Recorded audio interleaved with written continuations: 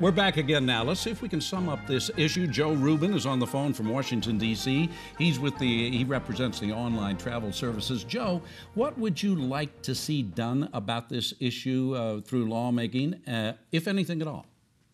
Well, Terry, thanks a lot. We think Utah has a great model in terms of how it collects collects this tax and promotes tourism. We would like to see Utah potentially clarify their law to ensure that these service fees that the online travel companies collect are not taxed. We think the law is pretty clear, but additional clarification would be welcome. And we think that the model that we have promotes tourism. We think it assists small hotels, small and independent hotels. By the way, there are more than 400 independent hotels in Utah, and they use our services extensively to help them compete with Michael's members. So we think that it's a great model. We think it works well. We think some clarification would be welcome, but we think that Utah should continue on the path that they're on.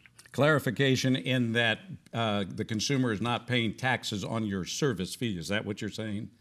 Yeah. Okay. So that consumers traveling to Utah from other states is not going to be taxed and disincentivized to come to Utah. Michael, what about you? What would you like to see done? Well, just one piece of clarification. About half of our members are those independent hotels. We represent about 100 independent hotels in the state of Utah, and many of them feel the way that I've been expressing, that everybody who's collecting tax ought to be remitting that tax. And our sentiment is that, again, the consumers are already paying, whether they're paying online through an online travel company or whether they're paying online through a brand website, whether they're paying over the phone, they're already paying.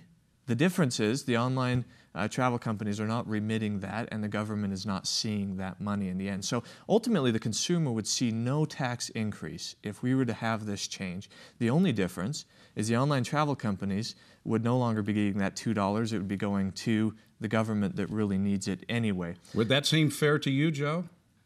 No, we don't think Utah should increase taxes on.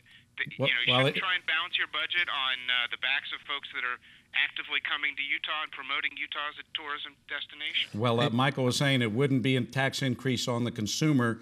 It would only cost the online companies a little more money.